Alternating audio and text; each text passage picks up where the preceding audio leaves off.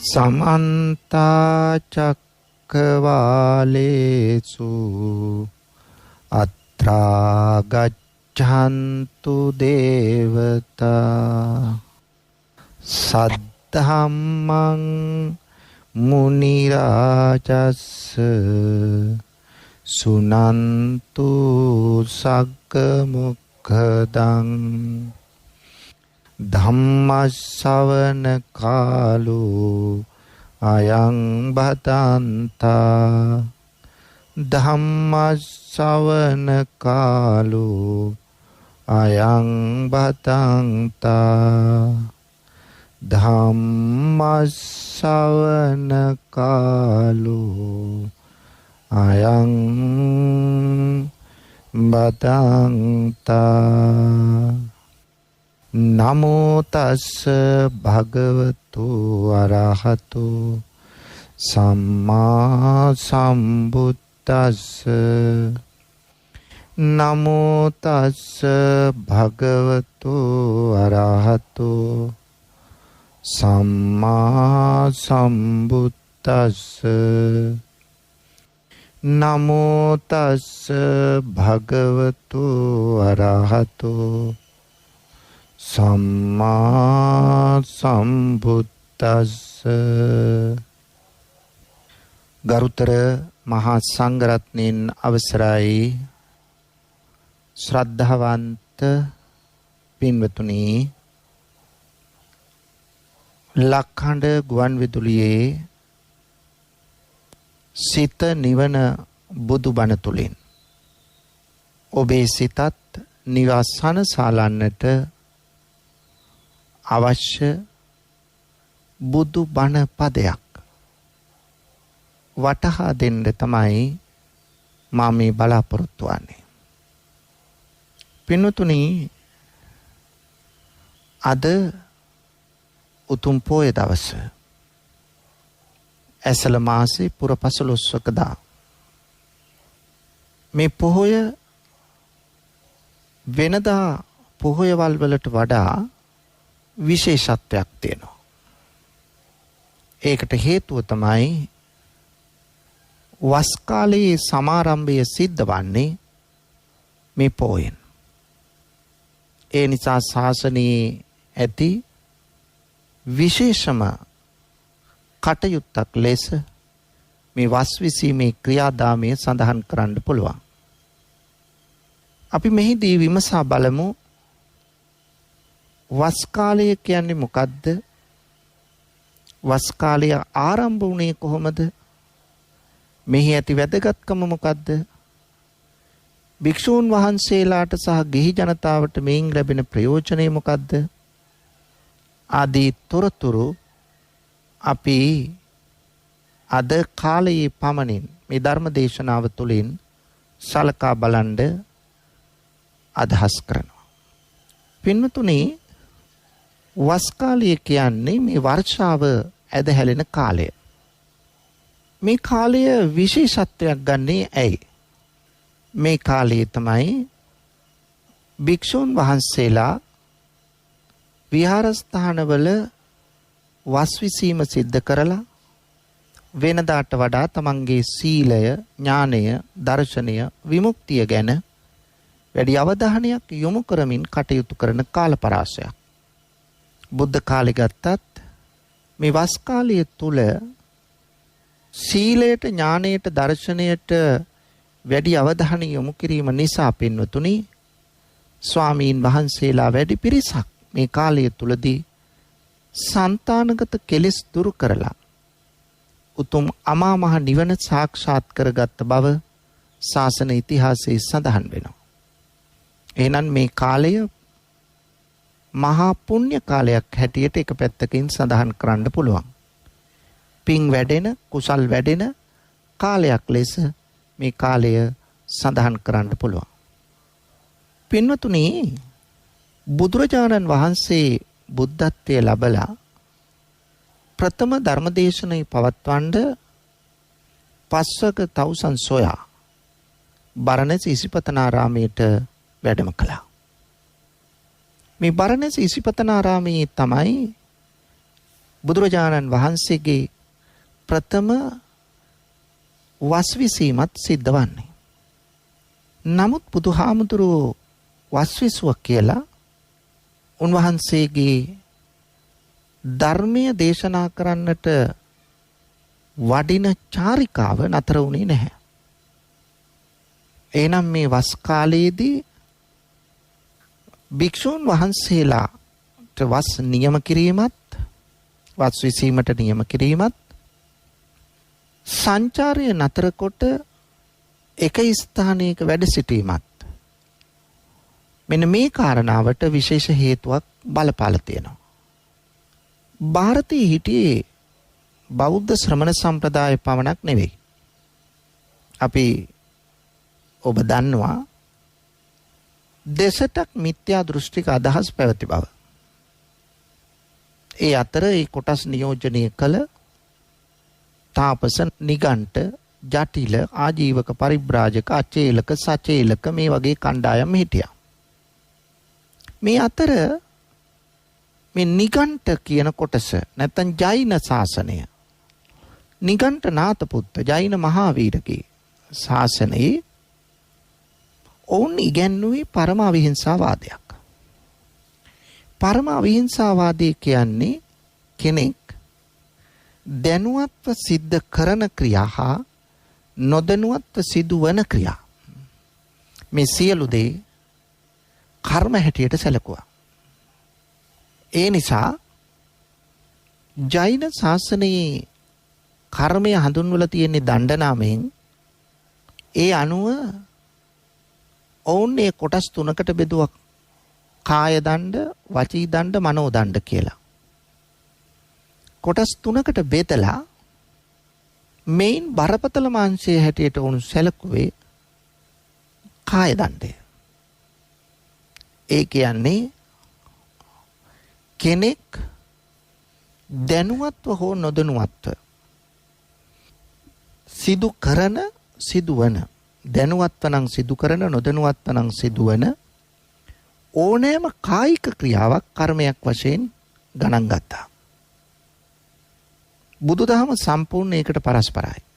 බුදුදහම කර්මය කර්ම නාමයෙන් හඳුන්වනවා වගේම කාය කර්ම, වචී කර්ම, මනෝ කර්ම කියලා කොටස් තුනකට බෙදලා ඒන් බලවත්ම බලගතුම අංශය හැටියට සැලකුවේ මනස, මනෝ කර්මය. බුදුදහමේ හැඳින්වුවේ චේතනාහම් භික්කවේ කම්මං වදාමි. චේතනාව තමයි කර්මයේ වශයෙන් ගත්තේ. එහෙම නැත්නම් කයින් සිදුවන හැම ක්‍රියාවක්ම කර්මයක් වශයෙන් සලකලා නැහැ.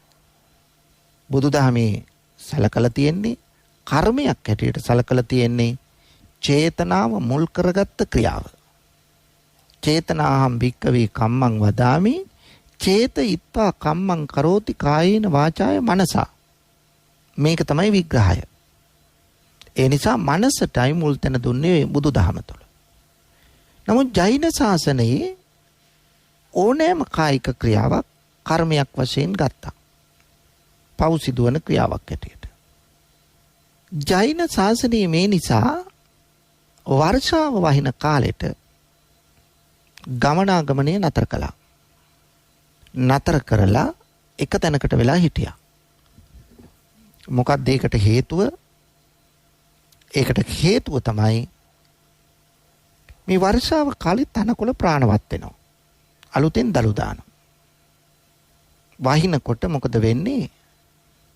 මේ තනකොළ අතරේ ඉන්න කුඩා කුඩා කෘමි සතුන් ඔය තනකොළ අගිසි මතට එනවා. ඇවිදිනකොට, මිනිස්සු ඇවිදිනකොට ඒ තනකොළ පෑගෙනවා කියන්නේ සතුනුත් පෑගෙනවා. ඒ නිසා ඒක පාපයක්.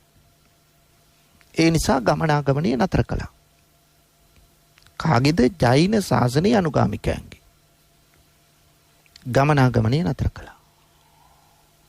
නමුත් බුදුරජාණන් වහන්සේ භික්ෂූන්ට අවවාද කළේ කොහොමද?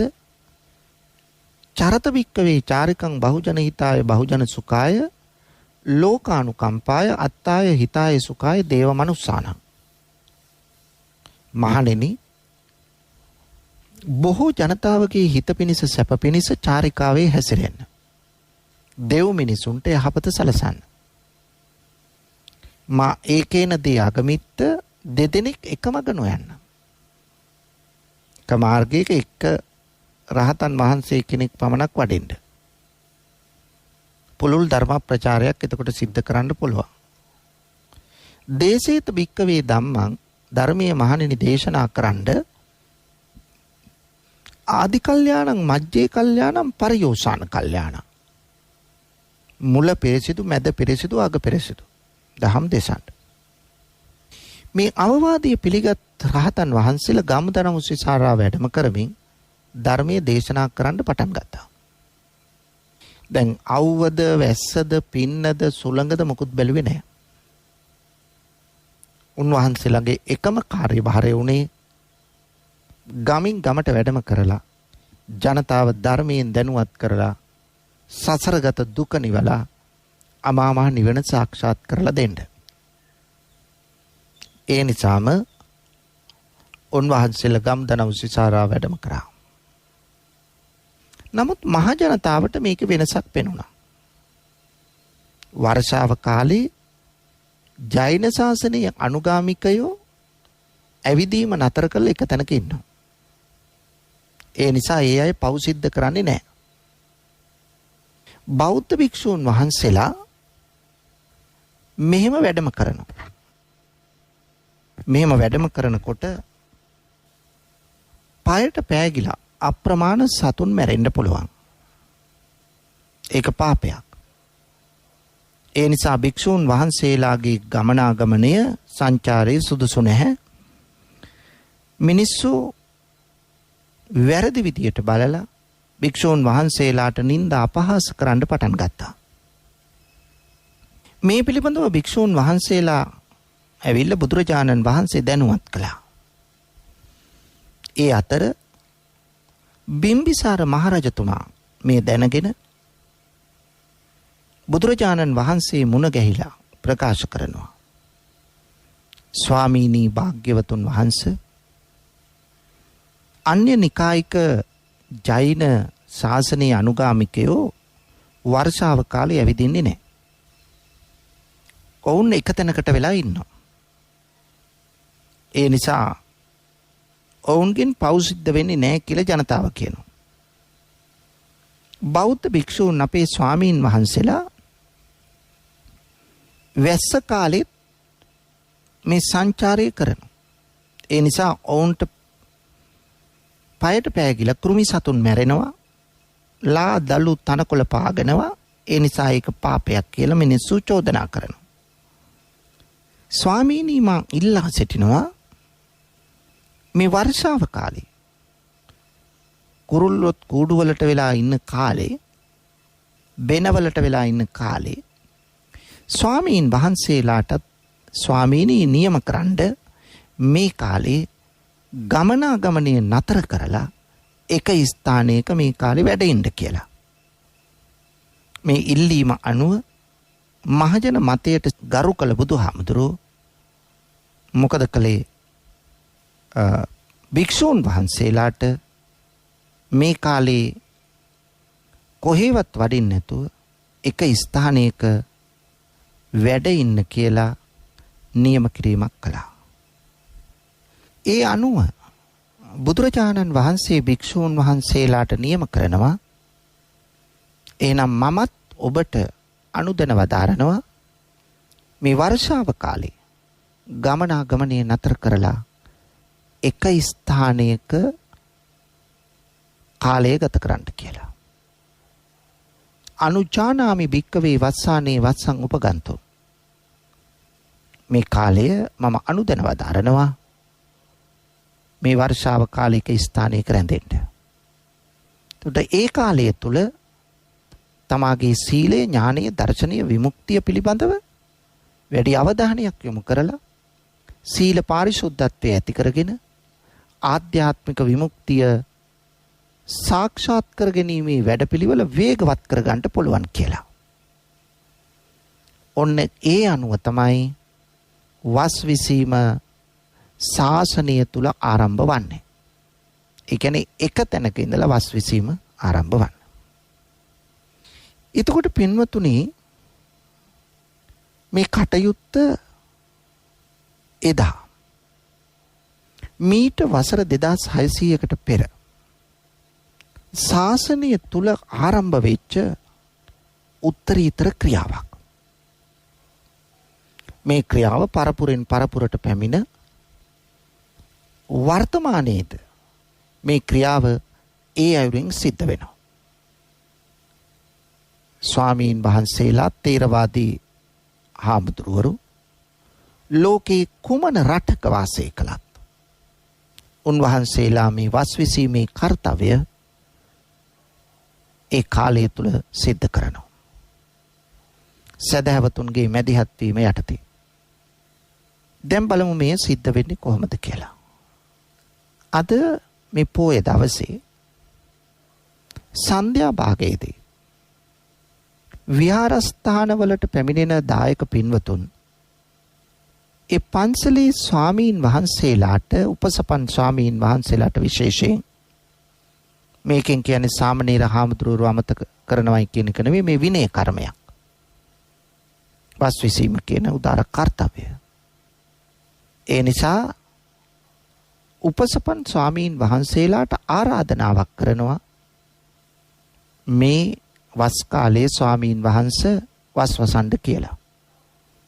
එතකොට බොහෝ දුරට වෙන්නේ දායක සභාවට සම්බන්ධ පින්වත් කෙනෙක් හෝ කටින පූජාව සිද්ධ කරන පවුලේ කෙනෙකු හෝ පිරිස ඉදිරියේ ප්‍රකාශයට පත් කරනවා මේ ආරම්භ වන්නේ වස් කාලයයි. මේ වස් කාලය තුල ස්වාමීන් වහන්සේ වස්වසන්ඩ මේ කාලයේදී අපි චීවර පිණ්ඩපාත සේනාසන ගිලාන ප්‍රත්‍ය යන සිව්පසයෙන් අපි උපස්ථාන කරනවාය කියලා ඇරයුමක් කරනවා. මේ ඇරයුම ලැබුණත් නොලැබුණත් උපසපන් ස්වාමීන් වහන්සේ කෙනෙක් වස්විසීම කරනවා. නමුත් අර ආරාධනාව මත සිද්ධ වෙන එක චාරිත්‍රයක් වශයෙන් තමයි ක්‍රියාත්මක වෙන්නේ.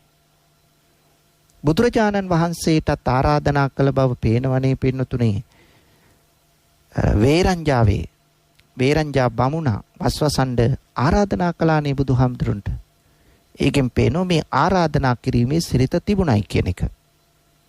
හැබැයි ආරාධනා කළත් නොකළත් ස්වාමීන් වහන්සේලා වස්වසන්ඩ ඕන. ඒක කළ යුතු ක්‍රියාවක්. එතකොට මෙහෙම ආරාධනා කරලා දන්වලා එතනදී ආරාධනා කිරීමක් වශයෙන් දායක සභාව නියෝජනය කරමින් නැත්නම් පිරිස නියෝජනය කරමින් දැහැත් ගොටු සකස් කොට පිළිගැන්වීමක් කරනවා. දැහැත් ගොටු සකස් කරලා පිළිගන්වනවා. ඊළඟට සිද්ධ වෙන කටයුත්තක් තමයි මේ වැසිසලු පූජාවක් සිද්ධ කරනවා. ඒ වැසිසලු පූජාවත් මේ විශාකාව විසින් බුදුරජාණන් වහන්සේගෙන් කළ ඉල්ලීමකට ප්‍රතිචාර වශයෙන් ලැබිච්ච දෙයක්. මේ කාලය තුලදී භාවිත කරන සලුවක්. ඒක තමයි සිවුරක් හෝ අන්දනයක් මේ අවස්ථාවේදී පූජා කිරීම කරනවා. තුන් සිවුරට සම්බන්ධ දෙයක්. තුන් සිවුර කියලා කියන්නේ තනිපට සිවුර, දෙපට සිවුර, අඳන සිවුර. මේ තුන් සිවුරෙන් එකක් පූජා කිරීම කරනවා. මේ වැසිසලු ආදී පූජා කළාට පස්සේ ස්වාමීන් වහන්සේ කොහොමද මේ වස් කාලය ගත වෙන්න ඕන කියලා දායකයන් දැනුවත් කිරීමක් කරනවා. ඒක විශේෂයක්. ඒ කටයුත්ත සෑම විහාරස්ථානයකම සිදුවන ක්‍රියාවක්. එතකොට වස් කාලයේදී කොහොමද භික්ෂුව ක්‍රියා කරන්න ඕන? වස් විසීම ආකාර දෙකක් තියෙනවා. වස්වසන ආකාර දෙකක්. එකක් තමයි පෙරවස් සමාදානය. දෙක පසුවස් සමාදානය. පෙරවස් සමාදානය කියලා කියන්නේ ඇසළ මාසේ අව පෑලවියදා. ඒ කියන්නේ අද ඇසළ මාසේ පුරපසළොස්වක දවස හෙට පෑලවිය පළවෙනි දවස. පොය දවසේ අද භික්ෂූන් වහන්සේලා විනය කර්මයක් කරනවා. මේ විනය කර්මය සිද්ධ කරලා මොකද්ද මෙහිදී සිද්ධ වෙන්නේ? මේ කටයුත්ත වෙන තැනක කරන්න බෑ. ඒකට පොය සීමාවක් අත්‍යවශ්‍යයි. සීමාව නැත්නම් සීමා මාලකේ පොහොයගේ කියලා අපි හඳුන්වනවා. මේ පොහොය සීමාව තුළ තමයි විනය කර්ම සිද්ධ කරන්නේ. විනය කර්මයක් සංඝයාට ඕන තැනක කරන්න බෑ. සංඝ සම්මතයෙන් සකස් කරගත්ත සීමාවක් තුළ තමයි මේ විනය කර්මය සිද්ධ වෙන්නේ. එතකොට පෙරවස් සමාදන් වෙන්නේ හෙට දිනේ. අද විනය කර්ම කරලා හෙට දිනේ තමයි පෙරවස් සමාදන් වෙන්නේ. එතකොට වස් කාලය මාස 3යි. වර්ෂාව කාලයේ වහින කාලය මාස 3යි. ඒ මාස 3 ගත වෙන්නේ ඇසල නිකිනි, නිකිනි බිනර, බිනර වප්. ඔන්න ඔය මාස 3 තමයි පෙරවස් සමාදන් වන භික්ෂුව ගත කරන වස් කාලය. ඊට පස්සේ වප් ඉල් කියන මාසය තුල කටින චීවර පූජා සිද්ධ වෙනවා. එහෙනම් කටින චීවරයක් පූජා වෙන්නේ ඒ කාලේ වප් සහ ඉල් මාසයේ පුරපසළොස්වක පොය දවස අතරේ. යම් භික්ෂුවකට පෙරවස් සමාදන් වීමට නොහැකි වුවහොත් ඒ භික්ෂුවකට මසක් පසු වී නිකිනි මාසේ පුරපසළොස්වක පොය දවසෙන් පසුදා වස් සමාදන් වෙන්න පුළුවන්. ඒකට කියනවා පසුවස් සමාදානයි කියලා. දැන් පින්නතුනි පසුවස් සමාදන් වෙන භික්ෂුවත් Tamanට අදාළ වස් කාලයට අදාළ මාස 3 ගත කරන්න ඕන. මාසයක් පහ වුණා කියලා මාස 2ක් වස්වසලා අවසන් කරන්න බෑ. මාස 3ක් වෙන්න ඕන. එතකොට මාස 3 වෙන්නේ නිකිනි බිනර, බිනර වප්, වප් ඉල්. ඉල් මාසයේ පුරපසළොස්වක පොය දවස දක්වාම උන්වහන්සේගේ වස් කාලය ගත වෙන්නේ. එතකොට වස් වෙසීමට කිසිම බාධාවක් නැහැ පෙරවස් සමාදන් වුණත් පසුවත් සමාදන් වුණත්. හැබැයි මෙහිම ගැටලුවක් තියෙනවා. පසුවත් සමාදන් වන භික්ෂුවගේ වස් කාලයේ ඉල් මාසයේ පුරපසළොස්වක පොය දවස දක්වා ගතවන බැවින් උන්වහන්සේට චීවර මාසයක් උදාවන්නේ නැහැ. චීවර මාසයක් උදා නොවන බැවින් උන්වහන්සේට කටින චීවරයක් බාර ගැනීමේ හැකියාවක් නැහැ. කටින පින්කමක් සිද්ධ කරන්න බෑ. එහෙනම් කටින පින්කමක් සිද්ධ කරන්න පුළුවන් වෙන්නේ යම් කිසි භික්ෂුවක උපසපන් භික්ෂුවක් පෙරවස් සමාදන් වෙලා වස් ශික්ෂාව නිසි විදියට ආරක්ෂා කරගනිමින් ඉඳලා සිල්වත්ව ගුණවත්ව ඉඳලා මහා පවාරණයෙන් පවාරණය කරලා වප් මාසෙදී පුරපසළොස්වක පෝදා මහා පවාරණයෙන් පවාරණය කළාට පස්සේ තමයි උන්වහන්සේට කටින චීවරයක් බාර ගැනීමේ අවස්ථාව සැලසෙන්නේ. පසුවත් සමාදන් වෙන ස්වාමීන් වහන්සේට ඒ අවස්ථාව නැහැ. එහෙනම් බුද්ධ කාලේ මේ පසුවත් සමාදන් වීමක් තිබුණා. වර්තමානයේ නම් බොහෝ දුරට පසුවත් සමාදන් වීමක් සිද්ධ වන්නේ නැහැ. පෙරවස් සමාදානය තමයි සෑම විහාරස්ථානයකම සිදුවන්නේ. එතකොට පින්නතුනේ ඔන්න වස් සමාදන් වීමේ කොටස් දෙක පෙරවස් සමාදානය හා පසුවස් සමාදානය. ඊළඟට වස් විසූ භික්ෂූන් වහන්සේ ඔබ දැකලා ඇති මේ වස් කාලය ආරම්භ වුණාම ඒ කාලයේදී පින්නතුනි මේ විහාරස්ථානවල බෝඩ් එකක් එල්ලනවා අයං වස්සාන කාලෝ කියලා ඔබ දැකලා ඇති. මේ වස්වසන කාලයයි. මේ ලියපු බෝඩ් එක එල්ලන්නේ දායක ඔබට පේන්නද? නෑ පින්වතුනි. ඔබට පේන්න නෙවෙයි. වස්වසන කාලය කියලා ඔබ දැනුවත්. මේ බෝඩ් එක එල්ලන්නේ ස්වාමීන් වහන්සේලාට පේන්න. දැන් උන්වහන්සේලා මේ කාලය තුලදී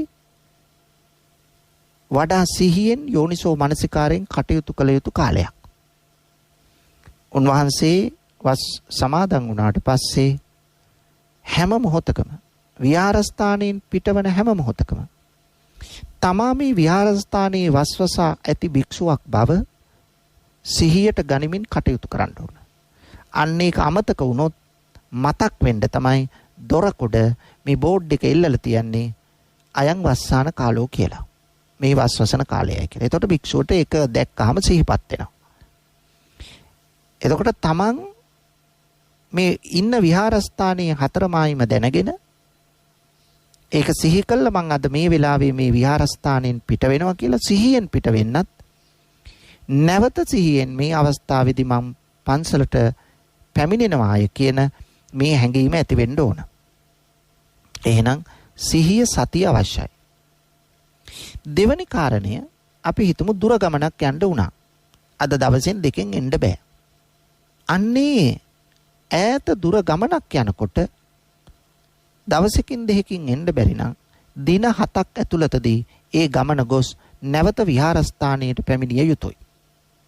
එය සිහි කැඳවාගෙන විහාරස්ථානෙන් පිට වෙන්න ඕන. ආන්න එතකොට එහෙම පිට වෙද්දී තමයි කියන්නේ සිහි කරන්න කියලා සත්තාහකරණය. මම දින 7ක් ඇතුළතදී නැවතත් මා වස්විසු විහාරස්ථානයට පැමිණෙන්නේය කියන මේ හැඟීම මත තමයි විහාරස්ථානෙන් පිට වී යන්න ඕන. එහෙම එන්න බැරි වුණොත් සාධාරණ හේතුවක් නැතුව වස් ශික්ෂාව කඩ වෙනවා. එතකොට ඇවතක් ඔහුට. අපි හිතමු ඈත දුර ගමනක් ගිහිල්ලා දින 7න් එන්න බැරි වුණේ ගින්නක් ඇති වෙලා, ගම් වතුරක් ඇති වෙලා, භූමිකම්පාවක් ඇති වෙලා මේ වගේ දෙයක් කියලා. එතකොට මාසයක් විතර ගත වෙලා තමයි නැවතත් පන්සලට එන්නේ. නමුත් ඒ සාධාරණ හේතුවක් නිසා උන්වහන්සේගේ වත් ශික්ෂාව කඩ වෙන්නේ නැහැ. ඔන්න බලන්න මේකට තියෙන පිළිගැනීම නීතිමය රාමුව මොකද්ද කියලා. ඔය විදියට වස් විසීම සිද්ධ කරන්න ඕන. පින්වතුනි, මම ඔබට පැහැදිලි කරලා දුන්නා මේ වස් විසීම කොහොමද සිද්ධ වෙන්නේ කියලා. දැන් බලන්න අර පොහොය සීමාවේ විනය කර්ම කරලා බලාපොරොත්තු වන්නේ ශීල පාරිශුද්ධත්වයට පත්වීම. භික්ෂුව සීල පාරිශුද්ධත්වයට පත්වෙන එක තමයි බලාපොරොත්තුව. පොහොය දවසේ, ඒ කියන්නේ අද දවසේ පොහොය සීමාවට එකතු වන උපසපන් භික්ෂූන් වහන්සේලා විනය කර්ම නිම කරලා මා කිව්වා වස් ආරාධනාව බාරගෙන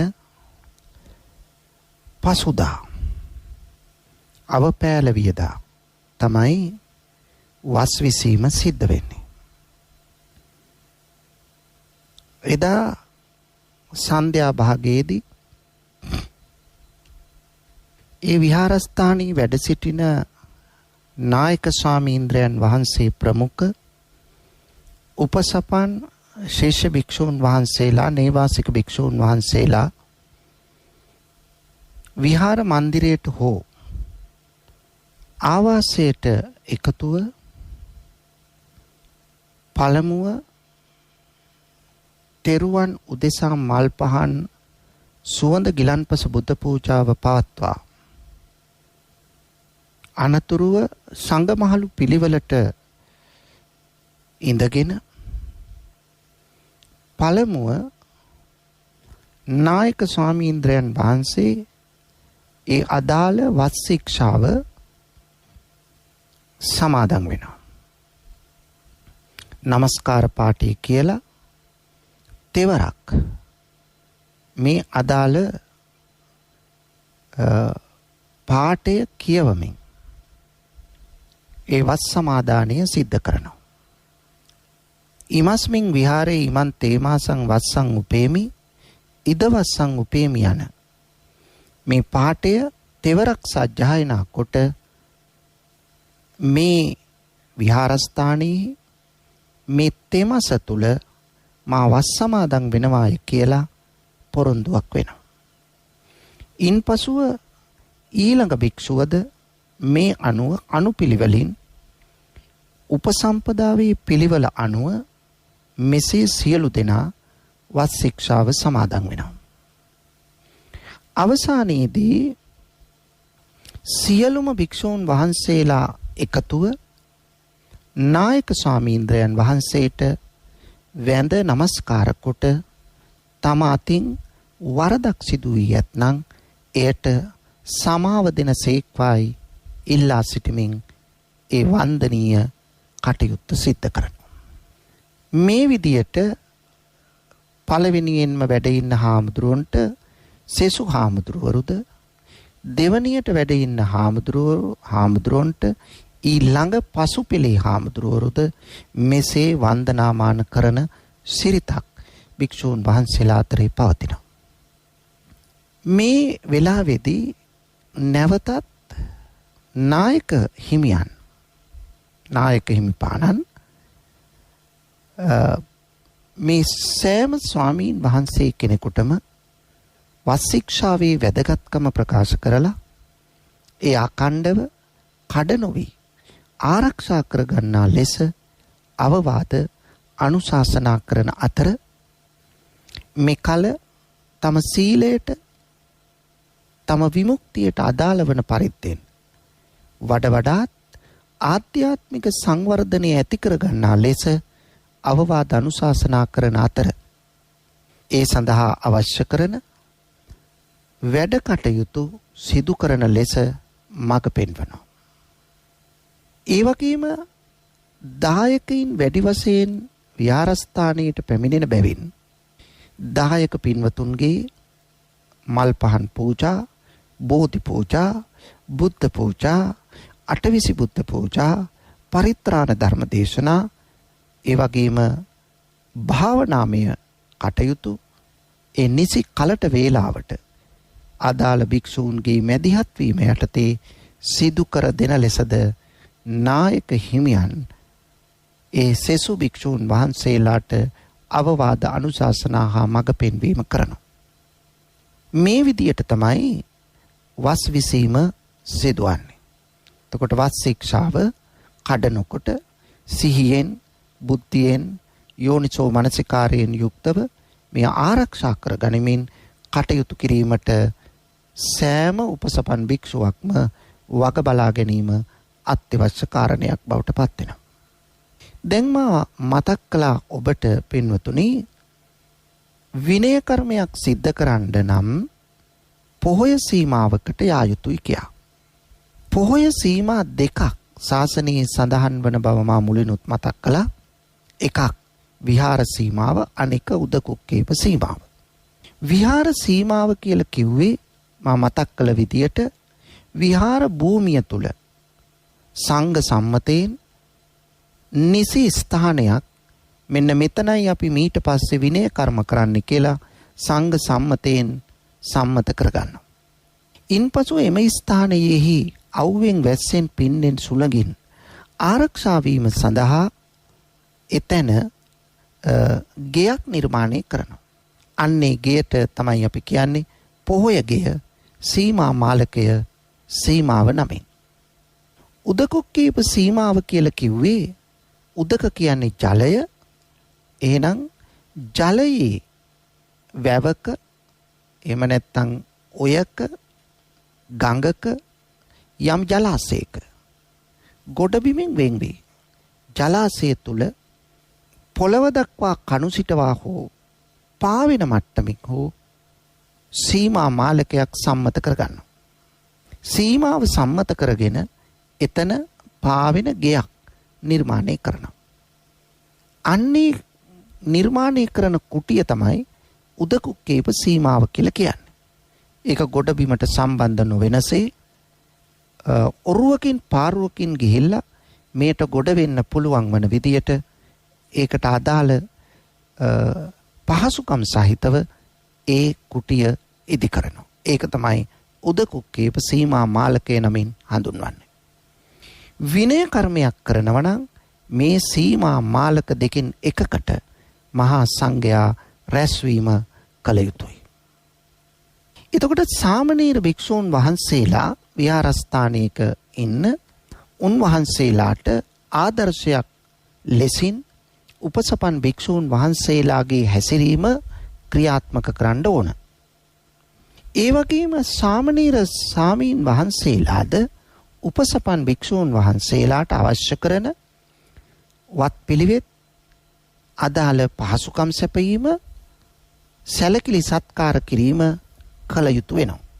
ඒ වගේම වතාවත් කරන ඒවා අතුපතු ගාන දේවල් ඒ වගේම ඒ වැඩිමහල් සාමීන් වහන්සේලාට අදාළ කරන දානය සපයා දීම පිළිගැන්වීම ඒ අවශ්‍ය කරන පහසුකම් සලසා දීම කළ යුතුයි. පොහොයගේ පිරිසිදු කිරීම ආදී කටයුතුත් කරන්න ඕන. මෙවැනි දේ තුලින් තමයි මේ ශාසන ප්‍රතිපදාව ඉදිරියට යන්නේ. එතකොට මා මතක් කළා පෙරවස් සමාදන් වෙන ස්වාමීන් වහන්සේලා වැඩ සිටින විහාරස්ථානවල පමණයි කටින පින්කමක් සිදු කළ හැක්කේ කියා. පසුව සමාදන් වෙන ස්වාමීන් වහන්සේලා වැඩ ඉන්න විහාරස්ථානයක කටින පූජාවක් සිද්ධ වෙන්නට ඉඩක් නැහැ. පින්වතුනි මා ඔබට මතක් කරලා දුන්නා මේ වස් කාලය කියලා කියන්නේ පින් වැඩෙන මහා පුණ්‍ය කාලයක් කියන එක. මොකද ගිහි පැවිදි දෙපාර්ශවයම වෙනදාට වඩා ආමිස ප්‍රතිපත්ති පූජාවන්ට ලං වෙන කාලයක්. එක පැත්තකින් භික්ෂූන් වහන්සේලා තව තවත් වඩාත් සිල්වත් වන අතර දායකයින්ද විහාරස්ථානයට පැමිණීම වඩාත් වර්ධනය වෙන කාලයක් බවට පත් වෙනවා. එහි ප්‍රතිඵලය වන්නේ ගිහි පැවිදි සම්බන්ධය වර්ධනය වීමයි. පින්වතුනි ගිහි පැවිදි සම්බන්ධය මනා ලෙස වර්ධනය වුණොත් තමයි එක පැත්තකින් භික්ෂූන් වහන්සේලා ආදර්ශ සම්පන්නව ගිහි ජනතාව පැහැදෙන ආකාරයෙන් කටයුතු කරන්නට පෙළඹෙනවා. හුදකලාව නොසිට නිතර ගිහි පින්වතුන් විහාරස්ථානයට පැමිණෙනකොට. අනික් පැත්තෙන් දායක පින්වතුනුත් භික්ෂූන් වහන්සේලා නිතර මුණ ගැහිලා අවවාද අනුශාසනා ලබා ගන්නා බැවින් ඔවුන්ද වෙනදාට වඩා ගුණවත් සිල්වත් ප්‍රතිපත්තිගරුක පිරිසක් බවට පත් වෙනවා. ඒ නිසා මේ දෙපාර්ශවයටම වෙන්නේ මේකෙන් මහත් සේවයක්. ආධ්‍යාත්මික වශයෙන් විශාල සංවර්ධනයක් ඇති කරගන්න කාලයක්. එක පැත්තකින් විහාරස්ථාන ඉදි කිරීම, ප්‍රතිසංස්කරණය කිරීම, තීන්ත ආලේප කිරීම, අඩුපාඩු තැන් සකස් කිරීම මෙවැනි දේත් මේ කාලය තුලදී දායක පින්වතුන්ගේ මැදිහත් වීමෙන් සිදුවනවා. එතකොට පන්සලේ වෙහෙර වහන්සේ, බෝධි ප්‍රාකාරය, බුද්ධ මන්දිරය, ඒ වගේම ධර්මශාලාව ක්‍රමවත්ව සකස් වෙලා පිරිසිදු වෙලා ජනතාව නිතර ගැවසෙන ස්ථානයක් බවට පත් වෙන නිසා පන්සල තුල වෙනදාට වඩා බුද්ධාලම්බන ප්‍රීතිය ජනිත වන ආකාරයේ පසුබිමක් නිර්මාණය වෙනවා.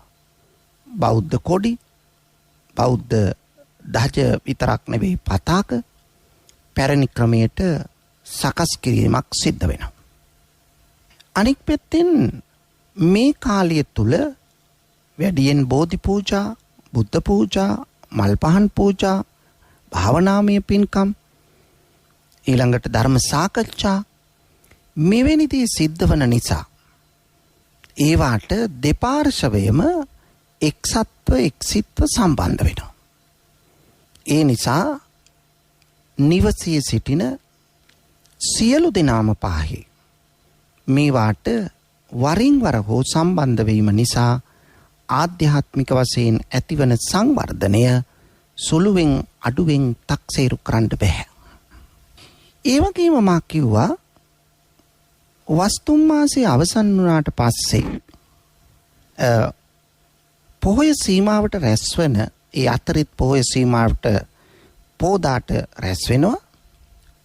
අඩමසකට වරක් රැස් වෙන්නයි නියමිත.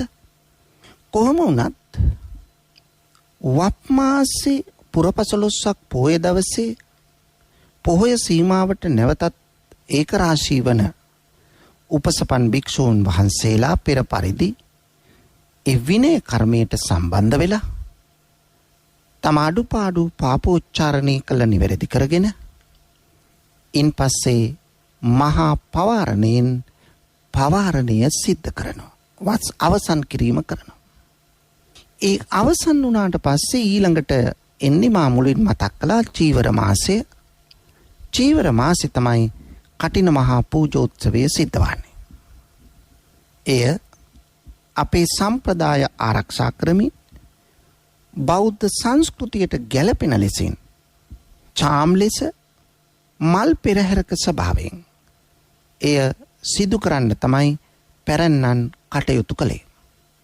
විවිධ පෙරහැරකට අදාළ අංගෝපාංග වර්තමානයේ එකතු වුණත් සමහර තැන්වල විවිධ නර්තන කණ්ඩායම් කලාකරුවන් අලියතුන් පවත් සම්බන්ධ වෙනවා.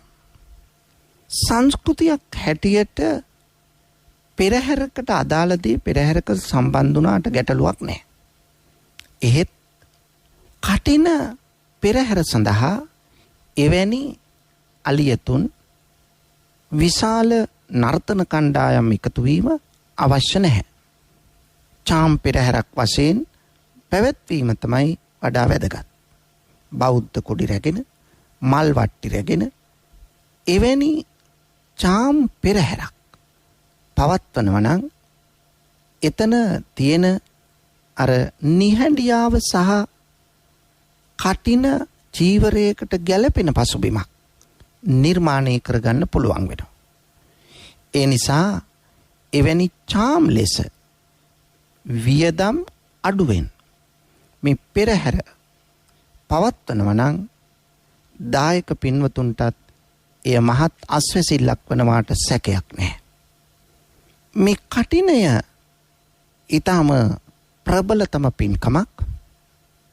කටින චීවර පූජෝත්සවය අටමහා පින්කම් අතරට ගැනෙන පළවෙනිම කිසිවකට දෙවැනි නොවන ගරුක පින්කමක් ලෙස කුසල කර්මයක් ලෙස සඳහන් කරන්න පුළුවන්.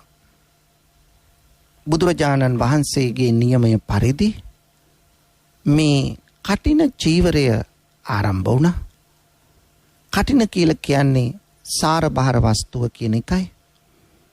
ඒ නිසා මෙවන් සාර බහර වස්තුවක් නැත්තම් සාර බහර පින්කමක් වශයෙන් තමයි කටින චීවර පූජෝත්සවය සිදුවන්නේ. එහි ආනිසංස වැඩි වෙන්න බලපාන කරුණු අතරේ තියෙනවා අනිත් පින්කම් අපට අවුරුද්දේ ඕනෑම කාලයක සිද්ධ කරන්න පුළුවන් වුණත් කටින චීවර පූජෝත්සවයක් එක් විහාරස්ථානයක එක්වරක් පමණක්. එයත් වස්විසු උපසපන් භික්ෂූන් වහන්සේලා වැඩ සිටින වස් ශික්ෂාව ආරක්ෂා කරගෙන වැඩ සිටි විහාරස්ථානයක පමණක් සිද්ධ කරන්න පුළුවන් පින්කමක්. ඒ වගේම ශාසනයේ සඳහන් අනිත් කිසිම පින්කමකට විනය කර්මයක් සම්බන්ධ වෙන්නේ නැහැ. මේ කටින චීවරයට කටින චීවරය පූජා කරද්දී අන්න ඒට විනය කර්මයක් සම්බන්ධ වෙනවා. අන්න ඒක තමයි මේ කටින චීවරයේ තියෙන තවත් විශේෂ ලක්ෂණයක්. කටින චීවරයක් හෝ කටින වස්ත්‍රයක් පින්වතුනි ඔබට පුළුවන් ස්වාමීන් වහන්සේලාට සාංගිකව පූජා කරන්න. එතකොට මහා සංඝරත්නයට තමයි ඒ පූජාව සිද්ධ වෙන්නේ. එයත් උභය මහා සංඝයාට. එනම් අපි දැන් දානයක් සාංගික කරනකොට නම් සාංගිකව පිළිගන්නනකොට ඒ පූජා කරන්නේ ඉමම් බික්කං බික්කු සංගස්ස දේම කියලා.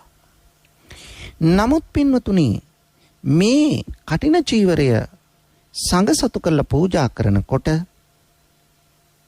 ඉමං කටින දුස්සං මේ කටින වස්ත්‍රය එහෙම නැත්නම් ඉමං කටින චීවරං මේ කටින චීවරය සංගස්ස දේම බික්කු කියන වචනේ කියන්නේ. එතකොට භික්ෂු භික්ෂුණී උභය සංඝයාටමයි මේ පූජාව සිද්ධ කරන්නේ. ඒතර බලන්න එතනදී එවැනි පූජාවක් සිද්ධ කරනවා. ඉන් පසුව මහා සංඝයා එකතු වෙලා පොහොය සීමාවට නැවතත් ගොස් සිවුරක් අඩුපාඩු භික්ෂුවකට විනය කර්මයක් කොට ඒ චීවරය පවරනවා එක භික්ෂුවකට.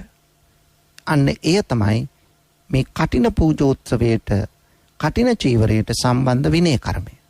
ඒ නිසා මෙවැනි ලක්ෂණ රාශියකින් සමන්විත උත්තුංග මහා පින්කමක් වස් අවසානයේදී ඔබට සැදැහැසිතින් සිද්ධ කරගන්න භාග්‍ය ලැබෙනවා. ඒ නිසා එවැනි පින්කම් සිදු කරගනිමින් මෙලොවත් පරලොවත් දෙලොවම සාර්ථක කරගෙන අවසන සකල ක්ලේශයන් ප්‍රහීන කොට ලබන උතුම් අමා මහ නිවනින් සැනසෙන්නට සියලු දෙනාටම ශක්තිය වාසනාව ලැබේවායි අපි ප්‍රාර්ථනා කරමු. ආකාසට්ටා ච බුම්මට්ටා දේවා නාග මහිත්‍තිකා පුඤ්ඤන්තං අනුමෝදිත්වා චිරං රක්ඛන්තු ශාසනං. ආකාසට්ටා ච බුම්මට්ටා දේවා නාග මහිත්‍තිකා පුඤ්ඤන්තං අනුමෝදිත්වා චිරං රක්ඛන්තු දේශනං. ආකාසට්ටා ච බුම්මට්ටා දේවා නාග මහිත්‍තිකා පුඤ්ඤන්තං අනුමෝදිත්වා චිරං රක්ඛන්තු මං පරන්ති. ධර්ම ශ්‍රවණානිසංස බලමහිමෙන් ඔබ සියලු දෙනාටම අමා මහ නිවනම සිද්ධ වේවා. සදහැවතුනි, ඔබ වෙනුවෙන් අද දවසේ ලක්ඛණ්ඩ බුද්ධ රශ්මි පොහෝදා විශේෂ ධර්මානුශාසනාව එලෙසින් පවත්වන්නට යෙදුනේ දෙහිවල පැනසර දහම් සෙනසුනේ ප්‍රධාන අනුශාසක ශ්‍රී ජයවර්ධනපුර විශ්වවිද්‍යාලයේ හිටපු කතිකාචාර්ය දර්ශනපති පූජ්‍ය මාලිම්බඩ පඤ්ඤාසාර ස්වාමීන් වහන්සේ. අපේ හාමුදුරුවනේ, ඔබ වහන්සේ සිදු කරන ආගමික ශාසනික ධර්ම ප්‍රචාරක කටයුතු තව තවත් සිදු කරන්නට ත්‍රිවිධ රත්නයේ ආශිර්වාදයම ලැබේවායි සාදු සිත් පෙරදැරිව ප්‍රාර්ථනා කරමු. අවසරයි අපේ හාමුදුරුවනේ. සදහැවතුනි, ඔබ එලෙසින් ශ්‍රවණය කළ ඒ උතුම් ධර්මානුශාසනාව සඳහා අද දවසේ දායකත්වයෙන් ගෙන කටයුතු කරන්නට යෙදුනේ පරලෝක ප්‍රාප්ත සිය ඥාති වර්ගයාට පින්පෙත් අනුමෝදන් කිරීම සහ සුජීවත්ව වාසය කරන සැමට නිදුක් නිරෝගී චිරජීවනයේ වේවායි අරමුණු පෙරදරි කොටගෙන වීරකැටිය තංගල්ල පාරේ පදිංචි දයානන්ද පවුලේ සියලුම දූ දරුවන් විසින් ඔවුන්ගේ අරමුණ වී තිබුණේ බෙලියත්ත අගොල්මඩුවේ සියඹලා ගහ කොරටුවේ විසූ ඒ.එල්. හීං නෝනා මාතාව අවුරුදු 77ක් ආයු වළඳා මීට තෙමසකට පෙර පරලෝ සැපත් වූයෙන් එතුමියගේ තෙමස් පූර්ණ පුණ්‍යානුමෝදනාව වෙනුවෙන් මෙම ධර්ම දානමය පින්කම සිදු කිරීමයි. ඒත් එක්කම පවුලේ සියලුම මියගිය සංසාරගත ඥාතීන්ට උතුම් වූ නිර්වාණ සම්පත්තියම අත්වේවායි ප්‍රාර්ථනා කිරීමත් ඔවුන්ගේ අරමුණක් වුණා. සුජීවත්ව සිටින සියලු දෙනාටම නිදුක් නිරෝගී චිරජීවනයේ ලැබේවායි ප්‍රාර්ථනා කිරීමත් ඔවුන්ගේ තවත් අරමුණක් වුණා. ඔවුන්ගේ මේ සියලු අරමුණු සාක්ෂාත් වේවා. 0.7 0.6 366 දුරකථන අංකයට කතා කිරීමෙන් හෝ කෙටි පණිවිඩයක් යොමු කිරීමෙන් ඔබටත් හැකියාව තිබෙනවා ලක්ඛණ්ඩ සිත නිවන බුදුබණ සුමధుර ධර්මානුශාසනාවන්හි දායකත්වයේ ගෙන කටයුතු කරන්නට. එවෙනුවෙන් ඔබට පින් සිත් පහළ වේවා. සියලු දෙනාටම සම්මා සම්බුදු සරණයි.